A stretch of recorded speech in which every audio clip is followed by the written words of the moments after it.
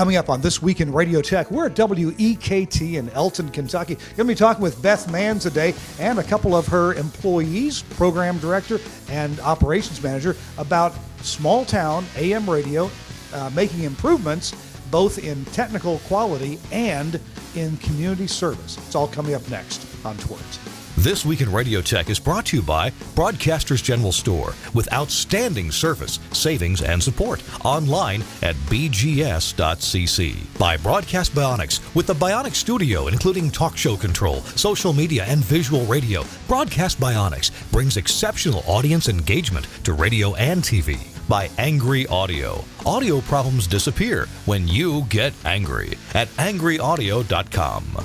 By Nautel, worry-free transmission you can count on with outstanding control, reliability, efficiencies, and Nautel's unmatched 24/7 customer support. Online at nautel.com. And by Max Connect Wireless, prioritized high-speed internet service designed for transmitter sites and remote broadcasts.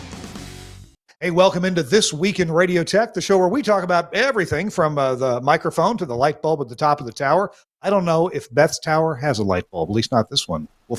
True. This one does not, okay. But I do have some towers with lights. So, All right. And I know it costs a lot to run them. It can. Yeah. So, hey, welcome into the show. I'm glad you're here. Normally, I'm in the Telos Alliance studio in Nashville, Tennessee. But today, I'm in Elkton, Kentucky at the new studio of WEKT. It's on the public square. I can see the courthouse right outside. So, if I do something wrong, I'm sure they got a jail in the basement, and now that's where I'll be. I'm here with Beth Mann. We're going to be talking to Beth. We're also going to be talking to Joshua and maybe Bill as well about this radio station. Not exactly new. It's like renewed, right? It is. It is. And so we'll be talking to Beth about some technical things, some technical choices. We do have Axia right here in the room with us. And we're also going to be talking about the impetus. Well, why did Beth buy this radio station and is doing with it something that I wish more stations would do? And some of Chris Starr, the stations that Chris Starr works with, are doing a few similar things as well. Speaking of Chris, he's here. Chris, welcome in. Good to see you, man. How are you? Greetings and salutations from Iguanago, Wisconsin. I'm doing fine, thanks. Things are good. I've been busy driving around. What did I have going on? The life of an engineer in small market radio. Let's see. The other day I had to go from my house in Iguanago to Fort Atkinson, Wisconsin, which is about an hour away, to work on the streaming computer there and a codec.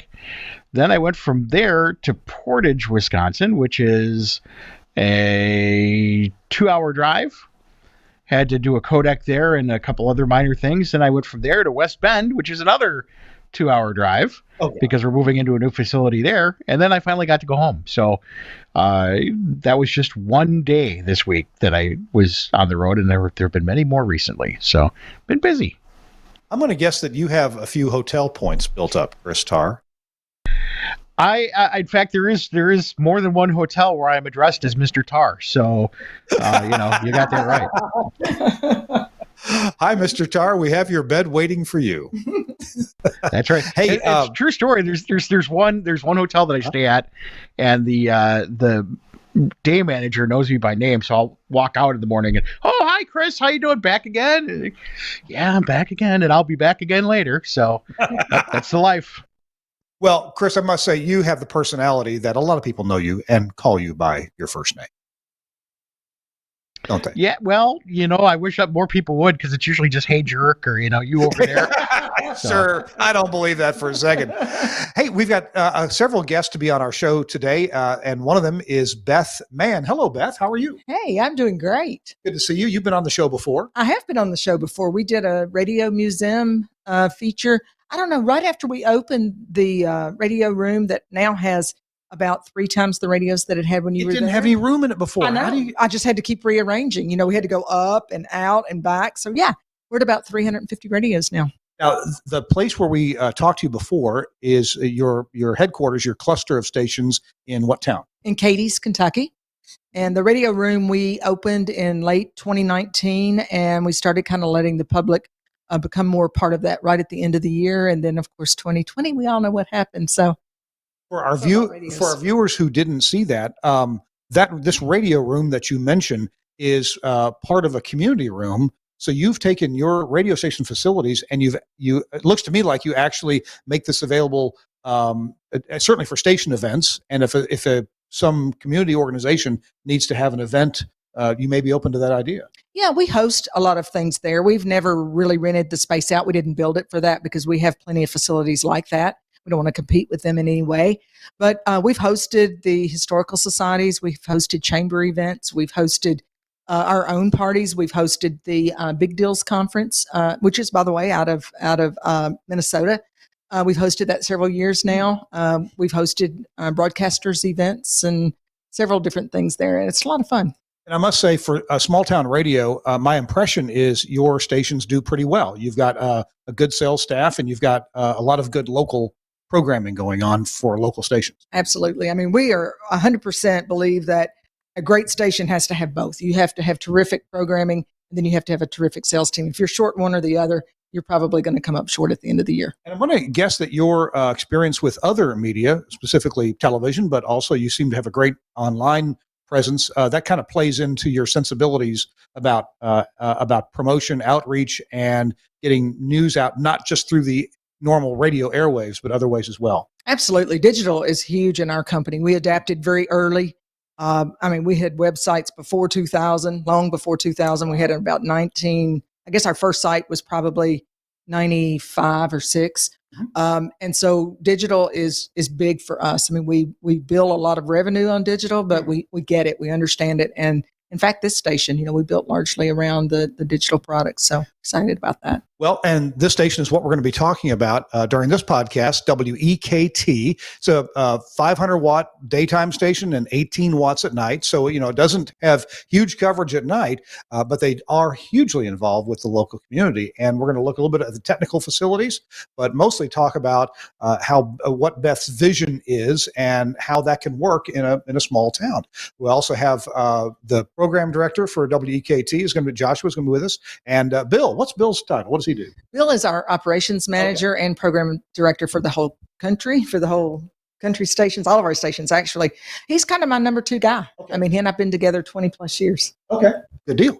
And right now, though, we're going to take a quick break and talk about Nautel.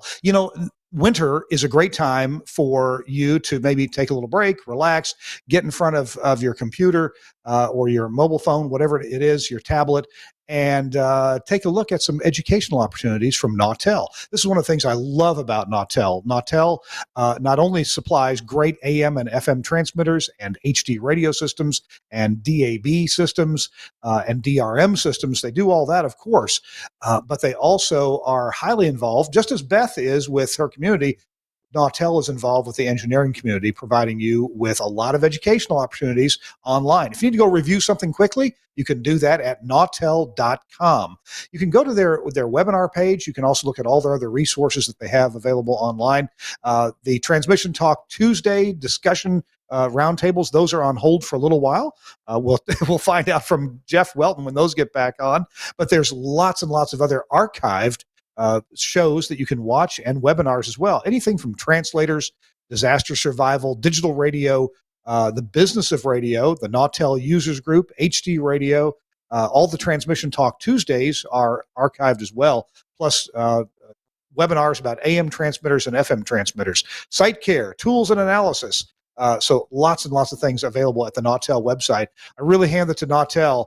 I would hope that you will also support Nautel because of all the things that they do for us, for us engineers in the broadcast community.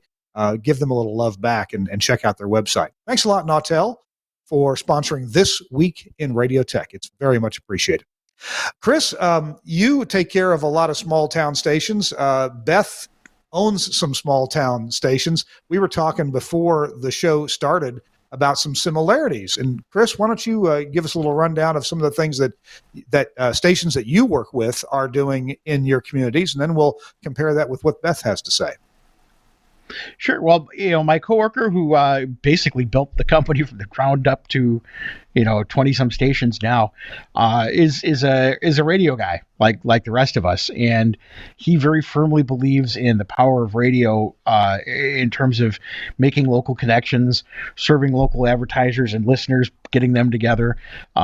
We do a lot of live local sports. We do a lot of local news. Everybody who's involved in the station is right nearby. So that's very important to us. We very much, while we sound, we have a very good polished sound, we very much are, we're very local stations. We kind of have to be by nature. I mean, we operate in a lot of markets that are just outside of large cities. But we've talked before about this. One of the reasons that he brought me in is because of the large market experience I had. First of all, he realizes that guys like me, there's nothing much else once you get there to do other than something that is, more life balance, which this certainly is, working for a family-owned company. But his feeling is very much, just because we're small doesn't mean we have to sound small, or we need to be financially responsible, but we don't have to be cheap, those sorts of things. So as he said, we're making a commitment to the community, and that includes things like engineering and all those sorts of things. So it's very important that our sports games sound as good as they can be. It sounds, it's important that all of our sounds good, or the live stuff sounds good, and all those sorts of things. So we kind of deal with those same sorts of things, and especially because there are several markets where we're it. I mean, unless you're listening to Madison or Milwaukee or something like that, if you're in Reedsburg, Wisconsin, it's our stations. If you're in Portage, Wisconsin, it's our stations. But then we're right there with the stations booming in from the other big markets around it. So it's an interesting challenge that way. But like Beth, I mean, it's a commitment, and it's a commitment we make to not only to try to run a business, but to run a business, to do well for our advertisers, to do well for our listeners, and to have fun, and to do radio is really, those are our goals. So I want to ask Beth about her community involvement and how you get people involved here and what that means for your on-air operations. And after you talk about that for a few minutes, I want to ask you about the alternative way of doing things that a lot of people lament, but so many stations have done, which is kind of turn into a jukebox. But let's talk about the good stuff first, and that interesting balance. Hey, if we go down that jukebox road, what's the inevitable end of that versus what you seem to be doing now? So talk to me about your involvement here in Elkton. Well, first of all, I think that if you're going to serve a community and you're going to carry that license in honor of that community, then you owe it to that community to fully serve it.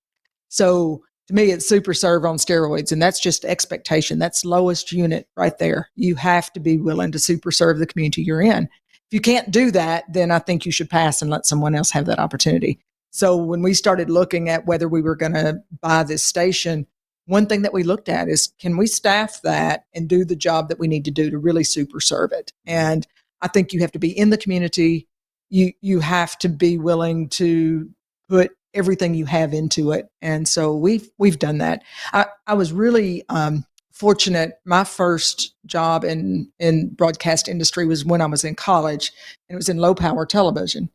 And my lifetime mentor that the radio room is named after, DJ Everett, said to me one day, there's nothing about our station that's low power. It's just what it's called. And we will never treat it like it's a low power station. So and that was before internet, and that was before streaming capacity. Mm-hmm. I was taught that it doesn't matter what your power is. It matters what your programming is. And it matters that people care enough that you have something on that they want to see or they want to hear. So I never came through the ranks of you have to have a 100,000 watt FM station to be a powerful entity. I never experienced that, because my first job was that of your job is to make your station great enough that people will find a way to get it and they'll come to you. So I still don't have a 100,000 watt FM station, but people don't know that. The community thinks that we have the largest station in the market. We actually have the smallest station in the market. So it's all a matter of perception. And we market and promote it like it is a 100,000 watt FM station in New York City. I mean, we really focus on the fact that it's quality, and we never let anybody do things that make us look like we're small town. Although we're proud to be from small town, and we've done some things with WEKT that I've never done with any of my other stations, because we want it to be extremely local. We don't want to be the slick, polished sounding New York City station here. We want to be all things Todd County. Todd 1070 is how we even image and brand it. We call it the name of the county because we want it to be 100% about this county. It either needs to be happen in Todd County, or it needs to be about Todd County, or it needs to be something of very high interest to people in Todd County. And if it doesn't need to be here. It's pretty simple. Wow. You also, you've taken this message out to groups like the Rotary Club. You speak to groups to promote the station, but also to let people know, here's what we're doing in your town. We do. Before we ever even put together numbers to consider buying the station, I reached out to a community leader in Todd County, and I said, I want to meet with you. He came over. We had a 3-hour lunch. And I said to him, I'm thinking about buying WEKT. And if we do that, I need to know, will the community support it? Does the community want it? Can this work? And so at the end of our meeting, he said, what do you want me to do? And I said, I would love to meet with some other community leaders. I'd like to have some conversations at a round table. That's a very honest conversation, because I'm going to invest heavily here. I mean, I'm going to put my heart and soul in this. And he's 40 minutes from my office. And before I could get back to my office and get my computer cranked back up and get focused again, I get a text message from him. He said, we're on for, he said a time, where, and who all was going to be in the meeting. And literally, I'm talking about less than an hour, he had that meeting put together. So I came to Todd County, I came to Elkton, I met with those community leaders, and we just talked very openly about what we wanted to do and what I was thinking about doing with the station. And they said, we're in. I think that's interesting that even with all the other media choices that people have these days, that these people were excited that you wanted to make this station local and to some degree live, but always local programming. Right. There were people in the room that knew me, but they also knew our company. I was born and raised in Elkton, which is where we're sitting here today to do this feature.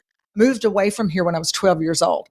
And my love for radio started with WEKT. We lived right across the street. My grandmother did when they were building the station. And I mean, literally, I could have thrown a baseball and hit the radio station from her house. And I came home one day, I don't know, 8 or 9 years old. I told my mom, I said, when I grow up, I'm going to own radio stations. Mom says, sure, honey, I'm sure you will. And go play. And so that's all I've ever wanted to do. This year, I will celebrate 40 years in the broadcast business, 10 in television, 30 in radio. And to get to come back and buy my hometown radio station is really extra cool. special. Yeah. Way cool. And we talked about the headquarters that you have over in Cadiz, Kentucky, and it's a pretty impressive looking building. Former restaurant next to the interstate, big sign, it's lighted up. You've got some cameras that show traffic and weather. And when I was a meteorologist on Channel 4 in Nashville, we used your cameras pretty regularly. So thank you for that. Right. Right. And it's part of our digital plan. Those are all sponsored cameras, and that money adds up pretty fast. Really? Yeah. So how far is Cadiz away from Elkton? We're 40 minutes from headquarter to headquarter. And, a lot of people thought that we would just fold WEKT right into that facility.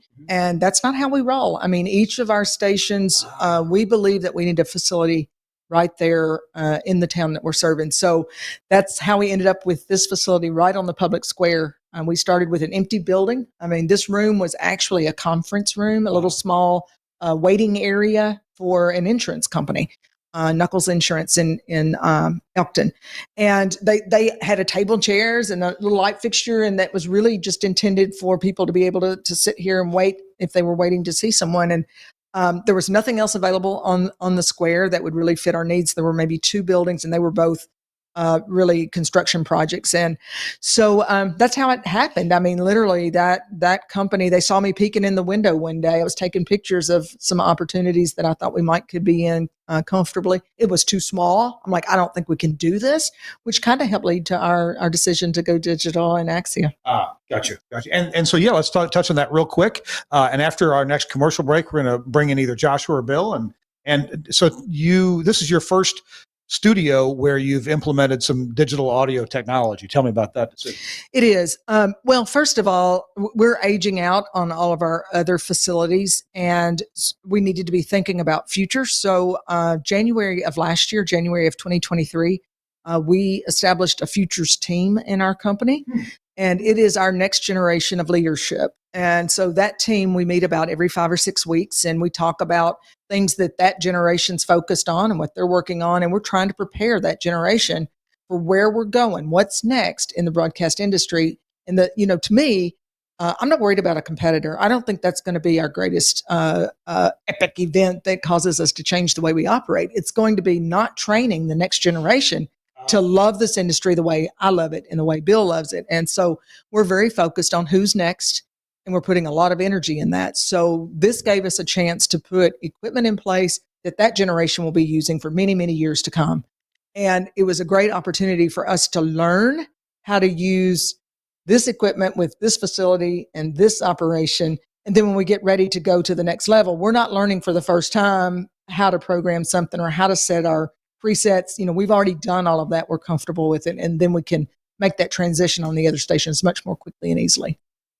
When you come back toward the end of the show, I want to ask you about your partnership locally with the high school and the young people that you're bringing in here to train. Sounds like me when I was in high school and rewriting news stories. So absolutely. That's the part I'm really excited most about. So yeah, I look forward to telling you all about that. So after our commercial break, right now, make a choice. We're going to talk to Joshua or Bill. I think let's talk to Bill. Okay. And what will we be talking You've been voluntold. I'd like for you guys to talk about his transition. I mean, he's an analog guy. He's also spent probably close to 40 years in the business. He looks analog. He's analog. So for him, I remember us having many conversations that we're not going to full on digital anything because it's all in or all out. And I think, we both of us had to retrain ourselves to think about it from a different perspective. And we're still learning every day. We're used to teaching, and instead we're in the learning seat, and that's different. Hey, Chris, I'm sorry I interrupted what you had said a moment ago. No, I was just telling him, saying that she voluntold him to get on there next. So voluntold. He's used to that. That's good. Hey, and when we come back from this quick commercial break, Chris, I'd also like your thoughts about when people who work with your company, Magnum Media, when they transition from analog studios into new digital studios that you build them. That'll be interesting to hear about. Beth, we'll look forward to seeing you back here in just a little bit. Okay. Absolutely. Beth Mann is with us. We're at WEKT in Elkton, Kentucky. I'm Kirk Harnack along with Chris Tarr. And now it's time for Chris Tarr to talk to us about Angry Audio. Chris? Well, as I was mentioning before, we have smaller stations in the shadows of large markets, but we don't want to sound audio quality wise, we don't want to sound small. We want to sound like $1 million. We want to sound like 100,000 watts. So, we do a lot of work on our audio chain. And recently we've moved to using chameleons from Angry Audio. And we had a friend of mine who drove through town not too long ago, and he called Dave, my coworker, and said, "Hey, what are you doing with your audio? It sounds fantastic. I've never heard anything like that before." And he said, "Oh, well, Doc Tarr has some secret sauce or whatever." And so he called me and I said, "Oh yeah, we're using the Angry Audio Chameleon." And my boss was like, "You can't tell him that." And I said, "Why can't I tell him that? That is our secret weapon." And I said, "Dave, I hate to break the news to you, but it's not so secret anymore. It is." We are, of course, talking about the Angry Audio Chameleon C-Level Studio Audio Processor. It is fantastic. Now, it used to be in the olden days, you'd be using compellers or you'd be using Arianes as an AGC, either ahead of your STL or before your audio processor. The new hotness is the Chameleon C-Level. It transparently creates just an amazing, it's almost an analog warmth that I really can't describe. You got to hear it to understand it. But it works so much better than any AGC that's built into a processor. So if you have like a modern Omnia or Optimod audio processor, it'll sound better with the Chameleon. If you have an older processor, it will blow your mind. It will sound amazing. It brings new life to the 8100s or the Omnia ones, things like that. They keep the levels consistent. They keep them warm. They keep them program dependent so that you don't have gain fighting each other.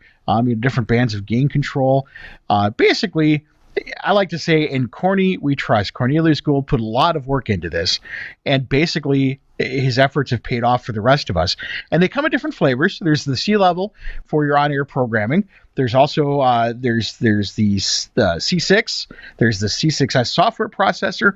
All have similar nice warm sounds. A little bit different functions though. Some are for streaming.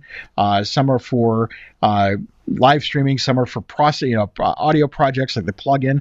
And then there's the C level, which is for on the air. So as much as it drives my boss nuts to tell you what our secret weapon is, it's the Chameleon C level. Contact your favorite broadcast vendor today or check them out online at angryaudio.com. Don't get angry. Get C level. You'll love it. C level from Angry Audio. Thank you, Chris. Appreciate it. And thanks to Angry Audio for sponsoring This Week in Radio Tech. We've got some Angry Audio gear right here in the studio. We have a guest gizmo just right in reach here. It's pretty cool. Hey, our show is also brought to you by Max Connect Wireless. And Max Connect does more than just the wireless we've been talking about for several years.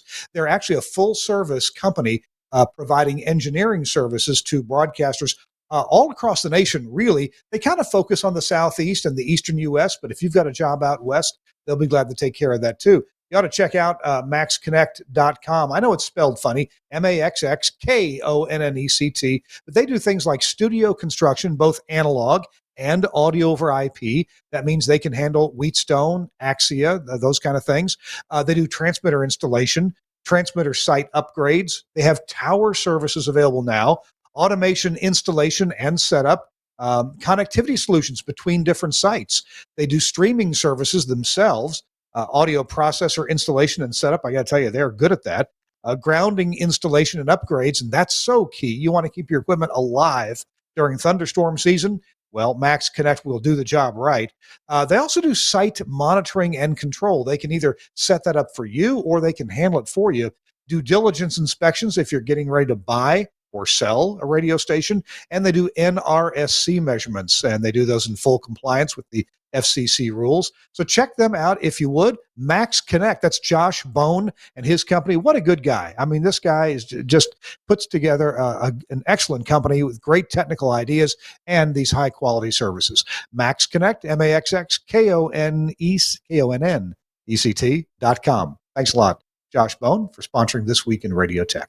All right, we got somebody replaced Beth here for a few minutes. Hi there, you're Bill. Hi there. I'm an analog thinker in a digital world. Nice to meet you.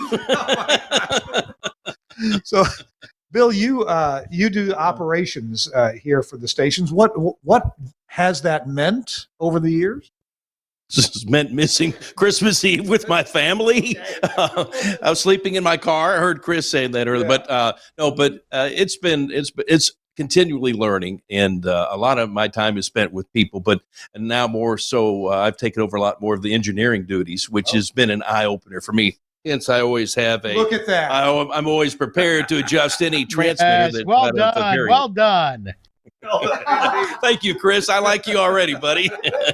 So this was an eye opener. Beth told me, "Hey, we're gonna buy a WEKT." I'm like, "Oh, that's awesome. I love Todd County." And then she goes, "Oh, BT Dubs, we're gonna be all digital." I'm like, "Whoa, stop right there." Beth Allison is what I call it. Beth Allison, we're digital. We're 100% on. We're 100% off. Look at these beautiful analog boards we have. I could pop the module off. It's still on the air. I could go find one in my eBay box that I bought some used ones and replace it. But so it's been an eye opener for us with Axia. But the flexibility of it, as I start to learn more and more, I can see where it'd be very valuable for a small market station.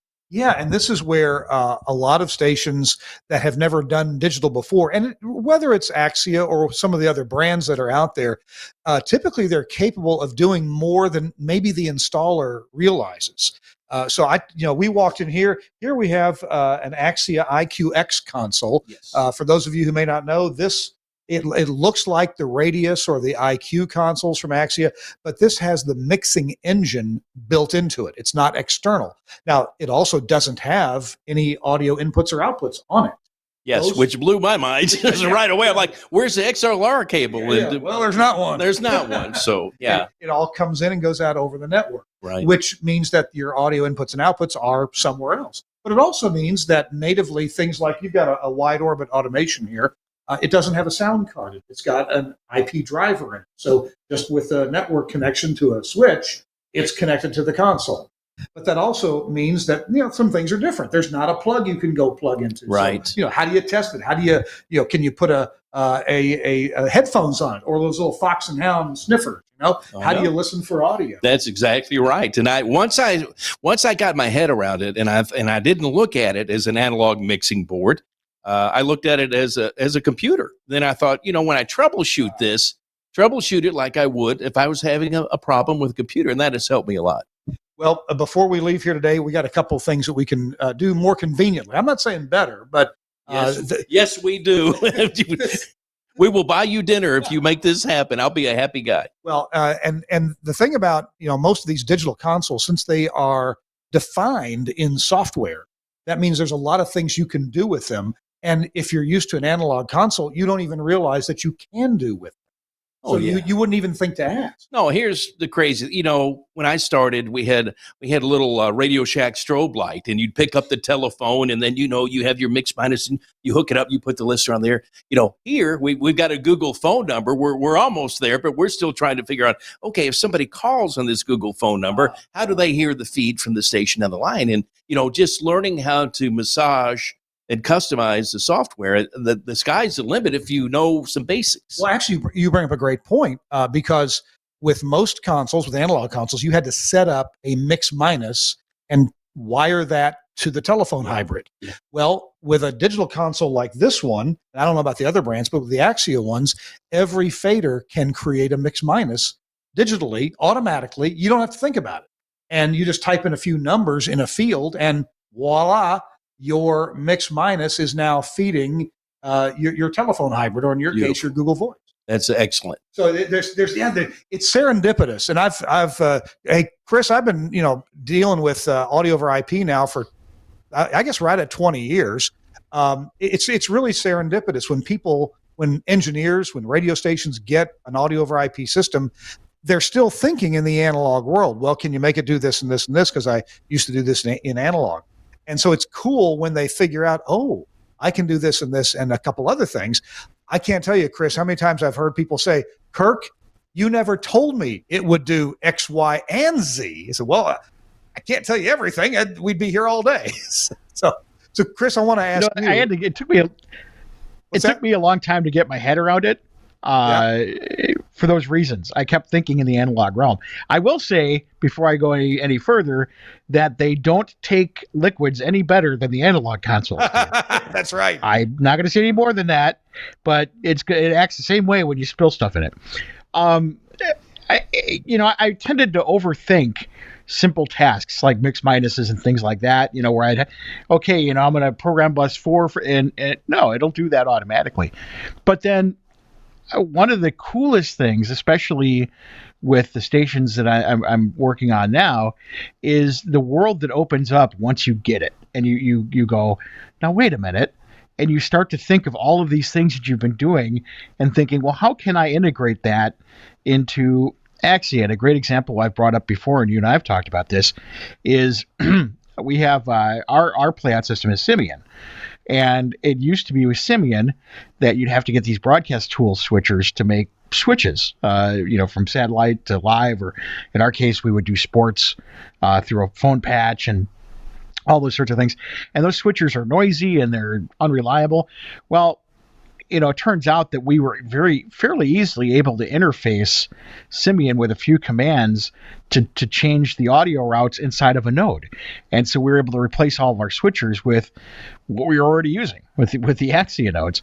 And it was just one of those things where it was kind of like Wizard of Oz. You had that ability all along. It just took us some time to figure that out. And I think that's one of the hardest parts when you first get into digital is you have to kind of break every conceived notion you have about 66 blocks and everything else and realize that it's all just out there. And it's just what the controller does is it just basically tells what ones and zeros to put where. And as somebody once said to me, it's just a big joystick, really. The engine's the computer and the console's the joystick. It doesn't really do anything more than that. So, I think especially in smaller markets, I've done a couple of small market stations that weren't even in our group that I just happen to do because I'm the Axie guru now. Where I showed them some of these features for things that they were doing, and I showed them how this could simplify that, and they were just blown away. And they'd go, "Well, what about this?" I'm like, yeah, we can do that. The first time I showed them that they could actually take one piece of remote gear and share it among their 3 stations and have talkback from each of them, you would have thought that they won the lottery, because they were like having to flip switches and do patch cables and stuff like that. I said, no, let's just put it on the network once. You can bring it up in any studio, and whoever has it gets the talkback, or gets the mix minus feed. Yeah. Just things like that is just worth their weight in gold for sure. Chris, if you were in Bill's position, transitioning into a digital studio, of course, I like to tell people it's really not any different. You got an on-off button and a fader, and you've got program assignment buttons, but that's oversimplifying. Chris, what do you do when you go into a facility and you upgrade it into typically an Axia setup that's now digital? How do you broach this with the talent? I get paid in advance.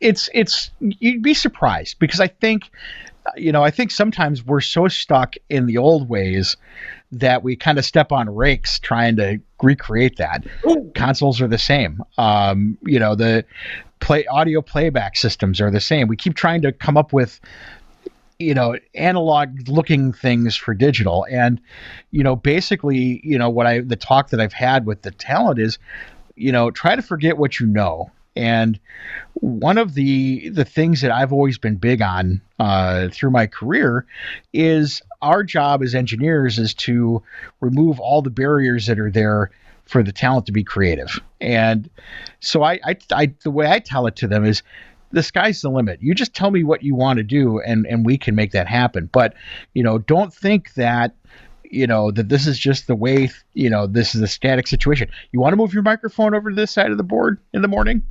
No problem. We can do that. Does it work better for you? Do you want to? I had one guy that was so excited when I said, okay, set everything up the way you like it, volume wise, with headphones and everything else. I saved it to his profile. I said, now, whenever you bring that up, it'll be exactly the way you left it. And it got to the point where, like, they'd find a sweet spot somewhere, and they'd call me and go, hey, can you capture this so I can save it as a preset? Yeah, absolutely. So I think at first they're a little bit afraid of it, but once they start to play with it and see all of the different things it can do, they get as excited as we are, because in their creative minds, they're thinking of all the cool things they can do with it. And that's what really gets me going, is to hear those things and to help them, make that kind of stuff come alive. It really is a lot of fun to watch. Good deal. Well, Bill, now you have a few more ideas. What do you, how do you treat talent? How do you approach them? Or how do you train people in here? That kind of thing. How do you carry that job out? Well, last training session we had, we've got a young guy who has started with the company. He's been with us a little over a year and knew quite a bit about computers, was learning radio. He was the first guy we trained on this board, because he produces all our ball games. And so then we brought staff in. So they brought air staff in, and he literally made videos for everybody as they walk through. They just took out the little smartphone and made a little video about, hey, this is what you do. This is how you get this on the air. You want to reassign this pot for this mic or what have you. Here's how you do that. And here's how you can record something without going out over the air, because the sales people in Elkton, they'll bring clients in to our studio, WEKT, and they're recording.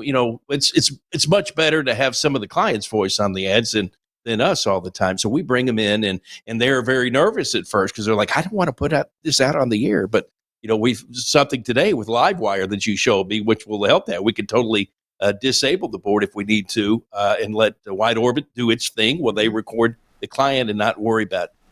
That's a good point. That's awesome. I love that. I use that Livewire delegation switcher software. Yep, that's what I installed here you're familiar with. An hour ago. Yeah, that's and that it's amazing. And the reason I jumped in is because that's such a simple thing, but it's such a game changer for all of our staff. When I first showed them, I think of all the things that I showed them, that was the most exciting to them. Was I was like, click this button, board's yours, do whatever you want. And they just thought that was the most amazing thing. And then, with voice tracking, I was able to set profiles where, it locked the controls on the microphone and things like that. So if they had to use the board with their audio playback, I can't remember which station it was. It was a station where for some reason the playout had to be live in order to run back to the board or something. But I was able to lock it so that that's all they could do. They couldn't accidentally put anything on the air because they were locked out. But that whole bypassing the board with the switcher thing is, you want to blow a jock's mind, show them that. Well, and we do that at all of my stations because, we're cheap. We don't have enough boards. We at most of our stations, we don't have a separate production room. The control room doubles as the production room as it does here. And it's if you don't bypass the board when you want to do production, you always take the chance of putting your production on the air. And that can be very dangerous because, we don't always watch our language when we're doing production. Never say anything off the air that you wouldn't say on the air. I wish I'd followed that more. Yes. We're talking to Bill. Bill, what's your last name? Booth. Bill Booth. Okay, yes. Good deal. Bill Booth. We're talking to Bill Booth, and Josh was coming up in a few minutes. Hey, Chris, we want to chat for a minute about broadcast tools and a product from Broadcast Tools that we haven't talked about before. Now, I'm going to talk about the earlier version that they still have, but they've got a new version. I'll tell you about that in just a minute. And this is something called the SS 2.1 MLR BNC. That's a lot of words. It's the BNC switcher and router.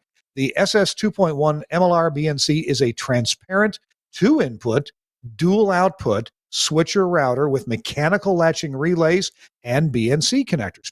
Now, the SS 2.1 MLR BNC is perfect for composite, MPX, or other types of passive signal switching via front panel switches or via contact closures or serial RS-232.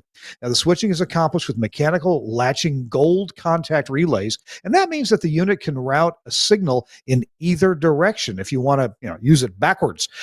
Due to the passive nature of the switching, any input level and impedance can be used. Inputs can be balanced or unbalanced, while output levels, impedance, distortion, noise, and balancing are going to match that of the selected input. So this unit can be controlled and monitored locally and or with simple contact closures to ground, as well as with multi-drop RS-232 serial commands. So how would you use this? Well, lots of ways to use it. One way, of course, would be to decide which audio processor is going to feed your transmitter at the analog multiplex level. You could also use it, let's say, at the studio to decide which air chain or which audio processor, which stereo generator is going to feed your composite STL if you're using a composite STL. So there's lots of ways to use this thing that makes sense for main and backup, or even switching cities or switching, where your programming is coming from. Now, it's not on the website yet, but they do have a new 6-input version of this. It's the SS 6.1 MLR BNC switcher router. Again, it has mechanical latching relays. You can control it from the front panel, or you can use contact closures or serial, or it'll also take TCP UDP commands over Ethernet. And this is advertised in the brand new Radio World 2024 sourcebook and directory if you want to read more about it right now. And they'll have it up on the website pretty soon. So this is from Broadcast Tools. And Broadcast Tools, if you can think of it, they probably make a solution. Actually, at one of my transmitter sites, I was going to build something that does the same thing. And I was just, I had my brain wrapped around mechanical latching relays and buying surplus ones and all that. And then, I found it from Broadcast Tools. I'm not building it. I'm buying it already made, and really a much better design than I was going to do from Broadcast Tools. And where can you get these? Well, from Broadcasters General Store. Go to the website, bgs.cc, Broadcasters General Store, or of course, you can give them a call at 352-622-7700. That's 352-622-7700 for BGS, Broadcasters General Store. Bill, they got sharp pencils there. They do. We buy a lot. We go to the general store a lot. Do you really? Yeah, we do. Okay. Yeah. That's where we all the gear in this room. Stuff. This room is Broadcast General Store. Yeah. Glad to hear it. So, before we get to your colleague Joshua, any more advice you want to give us about operations in this day and age? I know that most of our audience here are engineers, but plenty of engineers double, as you do, as an operations person. What for 2024 and beyond, what do you think are some of the key things that radio operations people need to have at the forefront of their mind? Oh, I think a lot of it is trying not to be a firefighter, trying not to wait till there's a fire and you've got to go fix something. Preventative maintenance. And I'm a big belts and suspenders guy. So if I've got a backup, even though if my AM transmitter goes down, I've got a backup. It may not be quite as powerful, but it will keep us on the air. And redundancy as far as STL, if that's possible, or a big believer in frequency agile STL units, or and thinking about going into the winter, we've got some remote locations where our sticks are. So a lot of times we have backup generators there, but they run off of propane. We've been measuring the amount of propane. We've got a preemptive fill on the propane tank. Make sure we're ready.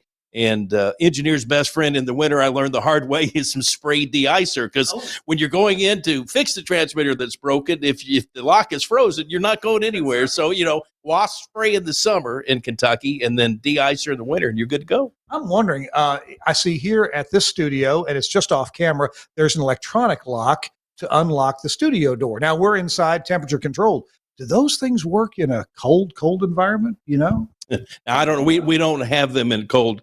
We have a combination padlock, which can get a little stubborn at one of our physical locations, but nothing to do with transmitter. It's all key entry. I want to ask Chris Tarr what he thinks about this topic. Yeah, go ahead, Chris. I was just going to say, I have those and they do work. In the cold. Okay. Even in Wisconsin. Yeah, we have not had any issues with them. Yep. Mm-hmm.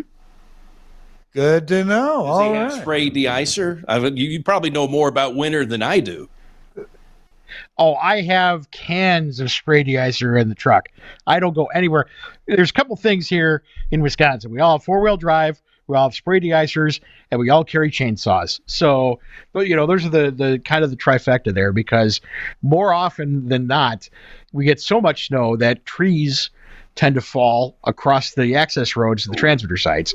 So, more than once I've had to be a lumberjack and go out there and cut trees and get out of the way. So you guys down there, we don't have to deal with like snakes and other creepy crawly things, but we have the big game up here. We got deer all over the place. I have my little trail cams that I have to keep an eye on sites, and every day I look and there are just nothing but deer going in and out. So Charlie Wooten's always jealous about that.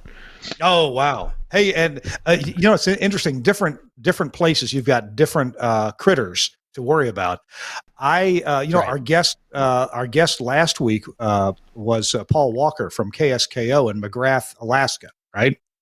And I had sent him a couple weeks ago, I had sent him a little donation to KSKO, and he sent me a little love offering back. He sent me a little coffee mug, and he sent me a cookbook, the KSKO cookbook. And so now I have the recipe for moose stew. Nice. Yeah. Squirrels too. Them's good eating. Squirrels are good eating. Yeah, possum stew. We got a lot of possums. Possum. There you go. Yeah, we don't. All right. Well, hey, we've got another guest coming in right here. Bill, good talking to you. Yes, sir. Good to be on the program. Thank you very much. Thanks for coming to lovely, picturesque Elkton. All right. Thank you very much. Chris, back to you for a second while we do a little change on the seats here. And Chris, we're going to getting ready to talk about program direction in this age of lots of digital programming. So, Chris, talk to us for a minute about how you interact with program directors.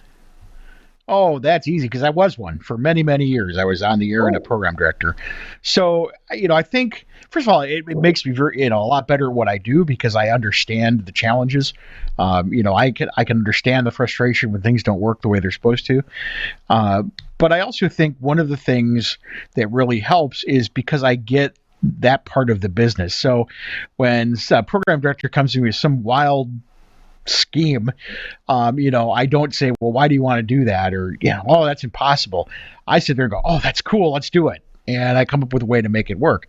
And that's always been my passion, really, is to, remove every obstacle that I can between the listener and the talent's creativity, and just make it as easy as possible for these people to do what they want to do. And when you can do that, man, it's a lot of fun. And the radio you create is just amazing. And it's also a lot of fun when you can sit there with a program director or the air talent, and they tell you this cool idea that they have to do something, and you just go, yeah, we can do that. And just their faces light up and, oh, but we can do. I was like, yeah, not only can we do that, but, we can actually do it, I think, better than what you're thinking. And I think it also, it helped me a lot better to do a lot better with asking questions. My last job at Intercom, I was here for many, many, many years. I remember that the people on the air would say, oh yeah, our last engineer was Mr. No. He would just say no to everything. And I can see, I get that, because a lot of times what'll happen is a program director will say, hey, can we put a huge antenna on top of this building downtown? You're going to go, no, you can't do that. But the proper response is, well, what are you looking to do? What are you trying to accomplish? Because that's probably not the answer. And so, yeah, I can say that isn't going to happen, but there's probably something else we can do to make it happen. So it really led me to now, instead of just saying no, or boy, that's going to be difficult or whatever, is to say, well, what are you trying to accomplish? What do you want to do? And then, I had a sign hanging on my wall in my office that said, I can't remember exactly what it said, but it may be difficult, it may be ill-advised, it may be expensive to do, but it can be done. And, that was also my other thing was, okay, instead of saying no, I'll tell you why I think no, and just go, yeah, we can do that. It'll cost $10,000 to make it happen, but if it's worth $10,000 to you, all right, let's do it. So that's really, I think, where that helped me, was having been in that chair to be able to, to interact that way. Well, we go from Bill Booth, the operations manager, to Joshua Claussen. Hi, Joshua. Hi. Good to see you. Thank you for having me on today. I understand you and I are just about neighbors in Nashville. Yes. I live in Midtown Nashville. Yeah. Good part of town. A lot of good restaurants there. Yes, I'm excited to get out and try some more. I don't have any restaurants anywhere near. I live in Oak Hill, and they have something against business in Oak Hill. There are none. There's a gas station. Yeah, I'm surprised if that's the case in Nashville. But Well, so you are the program director, newly minted. That's just been announced, right? yes. That transition has been made here within the new year. Okay. So talk to me about, so Beth Mann's vision for what she wants the station to be. And she doesn't want it to be a charity case. I know you want to have income, be a part of the community, but how does your efforts in programming, how does that, how do you make that jibe with Beth's vision for the station? Well, we just try to make it as local as possible. That's been the focus with all of our stations, but especially this one here in Elkton and in Todd County. Just make sure, we have the local advertisers that we're reaching out to and promoting the local businesses here in the community. And then along with that, through the weekday, we do our local newscasts, and we're making sure to have local content that matters to the residents of Todd County, and reaching out to the local officials, attending the local meetings, and making sure that things are running smoothly in the community, or if not, talking about that. If they are running smoothly, talking about that, and how, what's going on here in the community. And then just being out in the community too. And that's something we've worked on with all of our stations is, we're out there at the local events. Right. And we're doing live broadcasts, or we're out there just meeting folks and learning names and getting to know what this community is all about. Did you guys have a Christmas parade here in town? Yes. Really? Yes, they did. Yeah. Yes. Is being part of that, is that, what was that on your schedule? Well, that was on our schedule, and then it got rained out the first week we were supposed to do it, and actually ended up having a tornado track through the southern portion of the county. That was here? That was just south of here. Thankfully, A few homes suffered some extensive structural damage, but the majority of the damage has already been repaired. It hit some Amish and Mennonite communities, and they've got their stuff already back up and running. Oh, we drove through there on the way in Yes, here. Yeah, you drove through. You would have been driving through the path if you drove through that afternoon when it came through. Wow. So, yeah, so I got scheduled to the next week, and I wasn't able to make it to that one, so I didn't get to experience the Elkton Christmas parade. But there's a few other communities here in Todd County, and I got to experience the Guthrie, Kentucky Christmas parade. So that was fun. We did a broadcast from that, and then of course did the Elkton parade some 2 or 3 weeks later. So I was on your website, and I noticed that a lot of your news stories that you guys publish have sound bites associated with them. Yes. Okay, basic question, because I come from the cassette tape days of gathering sound bites from the local police station and the city council meeting. How do you guys get your sound bites and get them onto your website? Well, what we do is we take our recorders with us everywhere we go, and when we go to these meetings or when we go and talk to folks, we've got that recorder kind of up in their face, and we record the audio that way, and then we go back to the station or go back home wherever we're writing the story from, and we edit our cuts with Adobe Audition, and then we just we put them on the website, and then we use them on air too. So when you hear our newscast, you're going to hear those audio cuts, and that's just how they've always done things. And I kind of got involved in that and have tried to take it to a new level. And we even use our phones too. Sometimes we may not have our physical recorder, but we've got our phone right there with the what app is that you're liking? Yeah. So we're using Sound Pro. Sound Pro. Yeah. Okay. Sound Pro. And I forget sometimes what we use, but I just know how to use it sometimes. It's got we'll put a link to that in the show notes. That's a good looking app. And there are plenty of apps that can also just upload to an FTP site right away. Yes, and I mean we've got experience with that too in FTP sites. We have a statewide network that the Edge Media Group operates, and that's something I actually got to learn a little bit about today because I'm helping with some of that stuff here in the near future. What about local sports? I mean, so many stations do local sports, and I know that Beth Mann. See, I'm not a sports dude, and everybody around me is. Beth was into sports. I'm into people who are into sports. See, I get my joy from them enjoying the sport. Okay. Yes. Like, I don't care about NASCAR, but I got a good friend who does. So we go to NASCAR races together, and I just have a blast because he's having a blast. So tell me about your local sports involvement here. Oh, we've got some fantastic folks that are doing some of our play-by-play and such. Right now, we're in the midst of basketball season, high school basketball season. So we've actually got a rotating crew of a couple of different guys that are coming in and doing our games for us. And I mean, it's been phenomenal. We just go out to the school and broadcast the game, and it always sounds like they're having a good time. A lot of times, I don't know what they're talking about. But what equipment are you guys using these days to get the audio back to the station? Right now, we've got all kinds of equipment that we've been using. Bill's breaking it out. Bill's about to have a show and tell with us right here.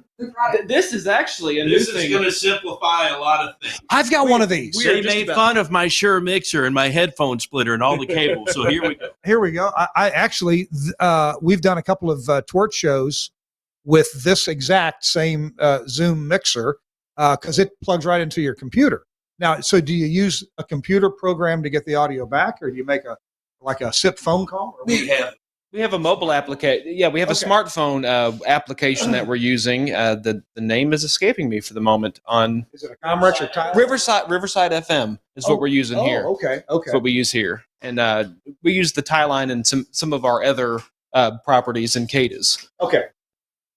Good deal. Well, all right. So, what are you looking for 2024? Are there programming elements that you want to add? Are there any engineering challenges to getting those done, or you just depend on Bill or Russ Lafferty or anybody to get those done for you? Well, the engineering stuff I'm going to learn a little bit of. I've been dubbed. What is it? The junior? No, you're toddler engineer. Bill is toddler engineer. And of course, Russ is the big man. Yeah, he's done some phenomenal things for us and helped us out. And so I'll learn a little bit about that, but I probably won't learn everything on that. But as a thing for programming, we're going to double down on our local commitment as we go into 2024. We're going to be here more. We're going to try to be out at the events more. and try to freshen up things on air too. There's some things we need to tweak and some additional tunes we need to get on as well. Chris, I'm sure you've got some great people you work with, but wouldn't you like to have Bill and Joshua on your team in some of your towns? Well, especially, with all this technology they've got, because now when I used to go do live stuff, I'd bring down the stone tablets from the top of the mountain and read what they said. And that was how, we did those live actualities. Looking at my tablet, it says that God said this. So, the technology they have is amazing. But yeah, no, that's awesome. That is outstanding. And again, a great example of, how these super local, super serving stations can use technology to their benefit. Back in my day, the high-tech remotes were done with the solid state Marty. I had ones that had tubes they had to warm up. Yeah, they did have to warm up. That's right. And maybe you did this. We ended up relegating the tube ones to permanently installed at the churches that were on Sunday morning. We just left them there. That's right. Yep. And you just turn those on and, then we got into digital and then I just started yelling zeros and ones at people and that didn't work. So That's right. Hey, Joshua, thanks for being with us. Appreciate it very much. And good luck with programming WEKT in the year ahead. Thank you. All right. Hey, we're going to be back with a final word from Beth Mann here in just a minute. Our show This Week in Radio Tech is brought to you in part by another leap ahead in technology, and that is Broadcast Bionics and their virtual rack. Let's take a look at the website. There it is right there. Broadcast hardware that isn't hard. Virtual rack. Bill Booth here was talking about the transition into digital. Ooh, this is a transition. We have an audio console sitting next to us here. How about if it wasn't even here? Like my station's in Oxford, Mississippi, where we have the Axia Altus running virtually. Now, you can make this transition to virtual really easy if you talk to the folks at Broadcast Bionics. They make this product the virtual rack, and you buy a piece of hardware. Okay, that's hardware. But you put it in the rack, you fire it up, and then you choose the apps that you want to install. Apps from Telos Alliance, codecs and audio consoles and audio processors and phone systems. Sound 4 provides audio processing as well, mic processing, and 2WCOM also provides codecs as well. And you can choose from these. You click on an app, you click to install it. It installs in a matter of a minute or two, and it does all the hard work behind the scenes. Now, trust me, containerized apps are not necessarily all that simple behind the scenes. There's networking involved inside the virtual machine that's got to be taken care of properly. And if it's not done properly, it ain't going to work. Well, Broadcast Bionics has done this hard work for you. You treat it like an app. It does the hard work in the background. It really does. And once you get your products, your broadcast infrastructure programs installed, then you would go license them from the various manufacturers. So if you want an Axia Altus console, you buy the number of licenses you want for the number of consoles or the number of faders, or whether you want WebRTC connectivity. That's all separate. That's a separate function, if you will, from the Broadcast Bionics virtual rack, but you do it all in the virtual rack. Cool as can be. If you want to know more about this, including the opportunities for automatic failover and the different things you can do with it, check it out. There's videos on the website.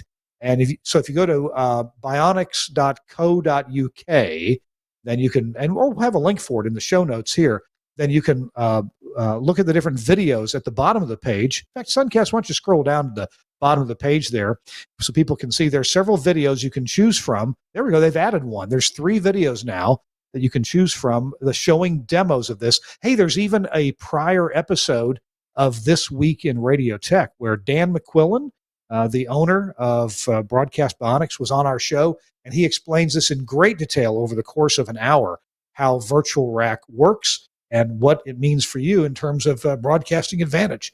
So check it out. Thanks a lot, Broadcast Bionics, and all the other cool Broadcast Bionics equipment, virtualized or otherwise, like the phone system they have, Camera One, the Bionics Studio, just all the functionalities that they provide. Thanks, Broadcast Bionics, for sponsoring This Week in Radio Tech. I'm Kirk Harnack. Beth Mann is back with us right here. Beth, wow. It's been good to talk to your folks here. And what did I say I was going to ask you when we came back? I forget. You wanted to know about that partnership with the school. Oh, that's right. Yeah. So you probably now have a little better idea of why that's so important to me. I mean, my entire leadership team, we've been together, some of us 30 years, and we're all in our right at 50 to about 63 or 4. So we needed to be thinking about the next generation, Josh being the next generation. So you're in the breaking news business. If you could tell he was a little bit nervous, it's because we've not announced that he's going to be PD. Okay. So you got to break that story, I guess. So that will be announced next week. But when we did that community meeting that I was telling you about earlier, where we sat down and talked about whether this community wanted its own radio station and wanted to do all the things that we know how to do. We're in the news business. We are a news operation. We just happen to play music. We're in the community radio business. We just happen to play music. So, our community broadcasting, our news is our most important thing. Well, in that meeting was the school superintendent, and we have one high school here. And he said, I've been thinking about our own TV station, our own radio station, even printing a newspaper. I want our kids to have opportunities. I want our kids to be exposed. Well, he and I became instant buddies. And so we put together a curriculum where kids could sign up. He did it himself. He sent it out on Google. Now, the school superintendent sent out on Google to say, hey, there's an opportunity here for you.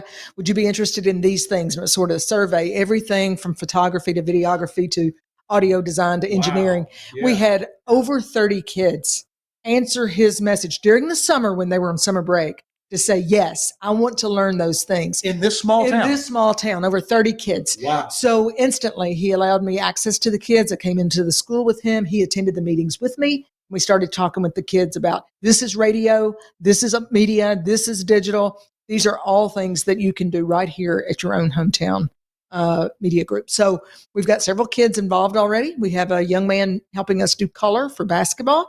He's doing a great job. He's going to be attending college. He already has a college offer, and it's been accepted. We'll be playing sports, and then he wants to be a sports broadcaster. So he's already getting some hands-on experience just by being a part of the Todd County school system. Amazing. Wow. Is it worthwhile to expand that to any other high schools, or is really keeping it local with Todd County High School where it needs to be? I really would like to look at that with a second station that we have. We have an AM and FM translator in Caldwell County, which also has one high school. I'd really like to look at doing some type of program there. I just, I fell in love with this business when I was just a kid, 8 or 9 years old, and I knew that's what I wanted to do. It's all I've ever done. And I think there are other kids out there that could do the very same thing if they're given the opportunity, if they even know it exists. So I really, I would encourage stations to definitely think about, how are you bringing up your own farm system? If you want kids to be excited about what you do, you've got to show them that passion, and you've got to give them a chance to learn. And we are not good at that. I think our industry is horrible at training and bringing up young people. I mean, it's like, well, do you have any experience? Well, no, duh. How am I supposed to get experience? So this whole company, this whole division of our company is about the future of our company. And that means working with our high school kids, our college kids. We've got college kids. We've got a high school kid voicing some news stories on air. Mm-hmm. And she's doing a terrific job. She's talented. And, how far along will she be 4 years from now? Sure. Yeah. So we owe that. We owe that to the next generation in my mind. Well, I'll make you an offer right now. If you have people interested in engineering, I can come up and do a half a day seminar on analog and on digital and, computer interaction with networks and things like that. I'd be happy to do that. 100%. I would love that. I do have a young man. He's actually only in the 7th grade, and he's already he's a math whiz. He loves computer things. He loves IT stuff. I mean, he's already told me he's going to be an IT guy one day. So, why not make him a broadcast engineer, right? Yeah. We need them desperately. Yes, absolutely. We are in desperate need. And we need people with that extra combination, like Chris Tarr has, that combination of analog, digital, and IT skills. As well as rugged handsomeness. That goes without saying. Thank you, Chris. I appreciate that compliment. No, we've had this discussion where, seriously though, we've had this discussion where, we all sit here and there's that train coming at us, and we all sit there and go, yep, that's a train coming. We probably should do something about that. Yep. Who's going to do something about that train coming at us? And that's the way we look at broadcasting in the future. It's like, yep, there's going to be a problem. Oh boy, that's going to be a problem. But then we just kind of sit there and what are we going to do? We should do something. So, that's great that you're doing that. And what we've started doing is for our public affairs programming, letting the kids produce that, which not only helps us, with our public affairs programming, but also gives them an opportunity to do some of that long form programming as well in areas that interest them. And you're right. It's, a lot of these people just don't, it's behind the curtain. And once they can see behind the curtain, not all of a sudden the interest, like both of you, I fell in love with radio when I was 9 years old, and it's all I've ever done. But it was getting behind those scenes and seeing everything and feeling that magic. And that's kind of missing in kids' lives right now with video games and internet and everything. To take them behind the scenes and show them that is, I think that is what really kicks it into gear. Absolutely. I agree. One point I want to be sure to make, and I mean, if I had time, I'd travel all over the country with this message. If I was 15 years younger, I would buy AM radio stations all over the country, and I would do exactly what I'm doing in Todd County. I'd get our kids involved. We do local news, local sports, local community events. People want programming about them. This is a about me society, big time. What's in it for me? So it doesn't matter if it's on the AM dial. It doesn't matter if it's on the stream, the app, our website. I don't care where they listen or how they listen. I care that they listen. And they don't care where they listen or how they listen if it's about them. So spending the time and the money and the effort to put technology in place where they can listen with ease from anywhere, make your apps sound great, your streams sound great, make sure that things look big time, big league for them.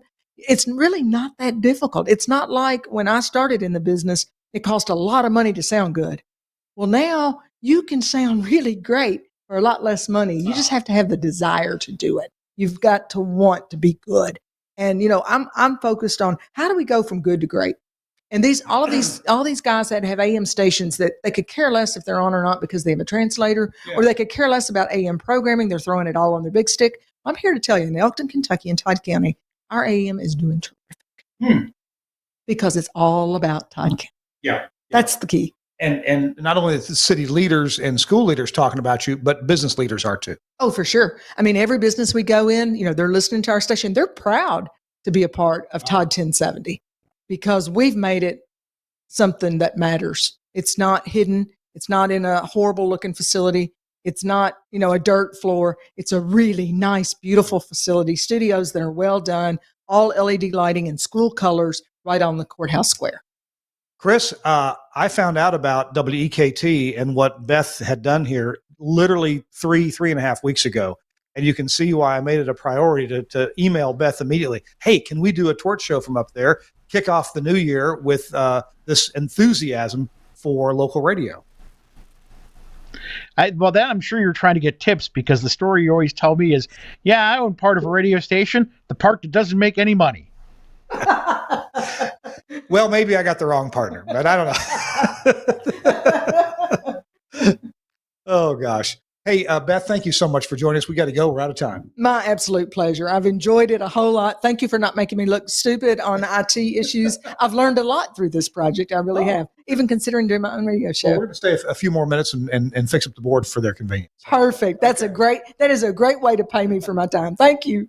Thank you, Beth. Appreciate it. And thanks to Bill and to Joshua and Chris Tarr. Thank you so much for your big participation in today's show. I appreciate you very much. Thanks a lot, sir. And also thanks to Suncast for producing today's show. Really appreciate you, Suncast. And also Andrew Zarian, the founder of the GFQ Network, where you'll find other fine podcasts. We got to go. We will see you next week on This Week in Radio Tech. Bye-bye.